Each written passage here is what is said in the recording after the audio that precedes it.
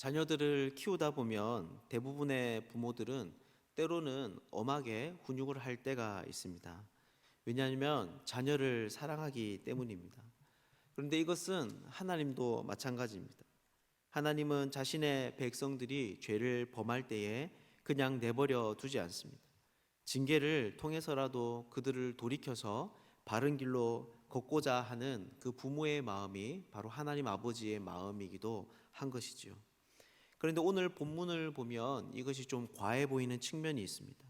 왜냐하면 하나님께서 심판의 메시지를 내리시는데 그 채찍이 바로 예루살렘 성전을 신뢰하지 말라는 것이기 때문입니다. 그것을 신뢰하면 너희가 이 땅에서 쫓겨나게 될 것이다 라고 말씀을 하십니다. 이것은 그 당시 이스라엘 백성들에게 굉장히 큰 충격이었을 것입니다.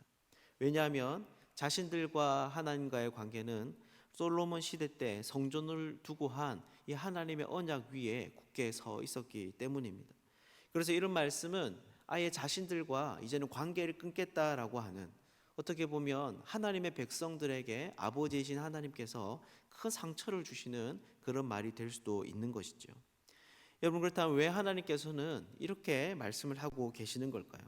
왜 이렇게까지 하나님께서는 극단적인 징계를 내리고 계시는 것일까요?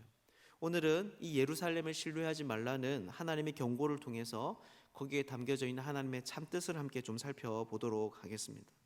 먼저 2절을 보면 예레미야는 여호와의 집 문에 서서 이 경고의 메시지를 하고 있습니다.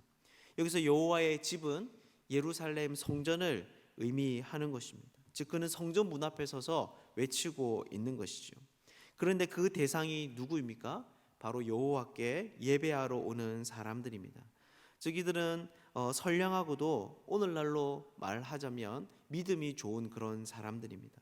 사람들 사이에서 성실하다고 바르다고 인정받을 수 있는 그런 사람들이죠. 즉 예레미야는 이런 모범적인 신앙인들을 향해서 이런 경고의 메시지를 선포하고 있는 것입니다. 그렇다면 왜 예레미야는 이런 사람들을 향해서 심판의 메시지를 말하고 있는 걸까요? 오늘 본문을 보면 특히 반복되는 말이 있습니다. 바로 너희 길과 행위를 바르게 하라라는 것입니다. 그리고 5절에서 6절은 그런 바른 행위가 무엇인지에 대해서 말해주는데요. 특히 6절을 보면 이렇게 이야기합니다. 이웃들 사이에서 정의를 행하고 이방인과 고아와 과부를 압제하지 않고 무죄한 자의 피를 흘리지 않고 다른 신들을 따르지 않아야 한다라고 하는 것이죠. 그렇게 하면 어떻게 된다는 것입니까? 너희가 이곳에서 살리라라고 말을 하고 있습니다. 여러분, 그렇다면 예레미야는 왜 성전 앞에서 이런 말을 선포하고 있었을까요? 그것은 바로 그들의 위선적인 모습 때문이었습니다.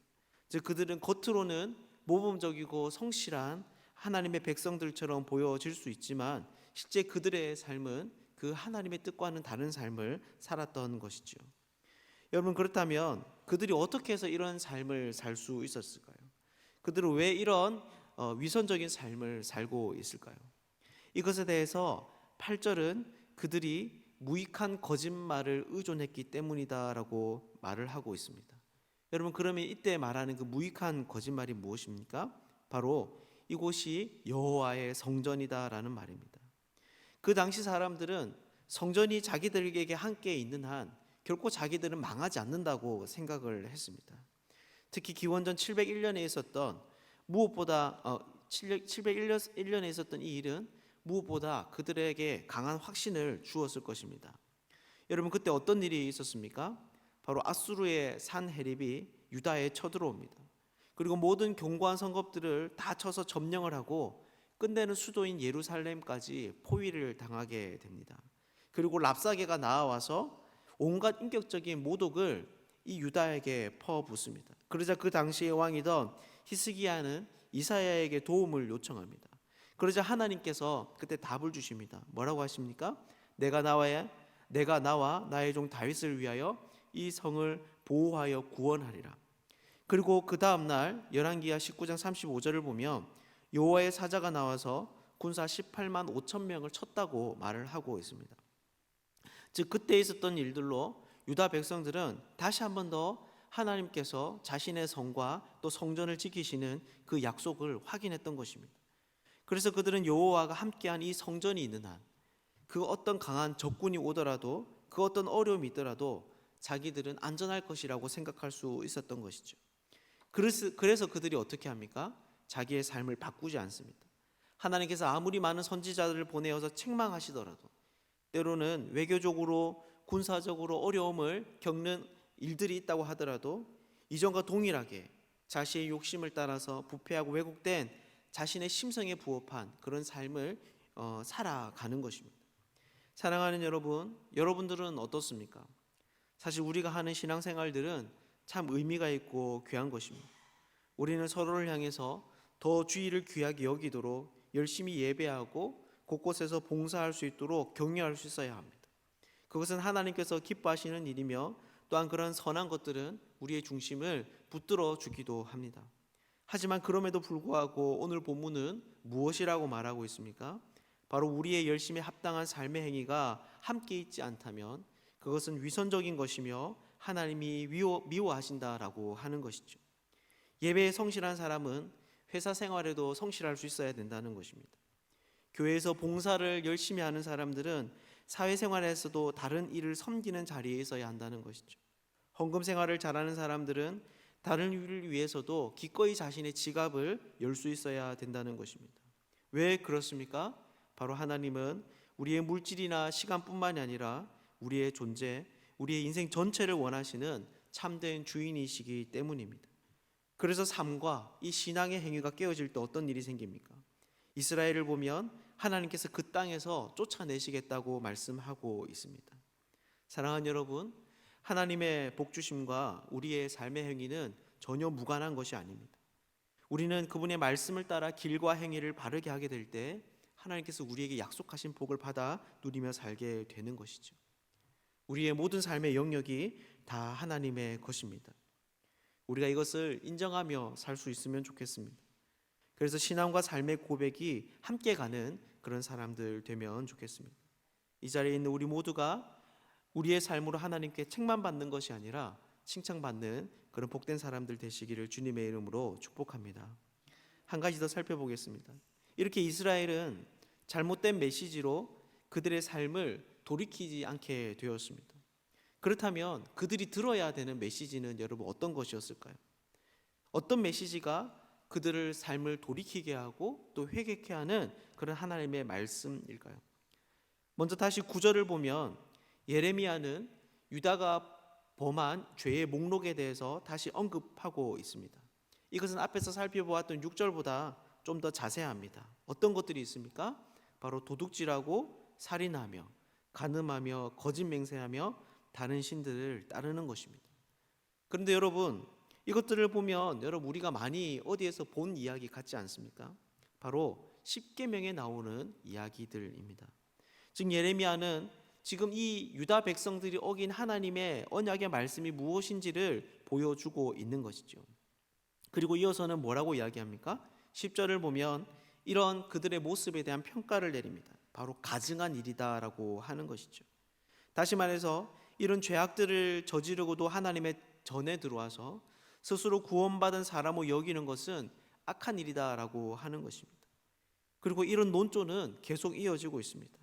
그래서 11절을 보면 이 성전을 향해서 도둑의 소굴이라고 말을 하고 있습니다. 그 당시 유다의 외곽 지역에는 도둑의 은신처 역할을 하는 동굴들이 있었다고 합니다. 범죄를 저지르자 더 이상 사람들 사이에 살 수 없어서 도망을 나와 자기들끼리 공동체를 이루며 살아가는 것이죠.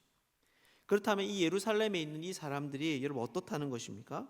바로 그와 같은 범죄자들이 모여있는 곳이다라는 것입니다.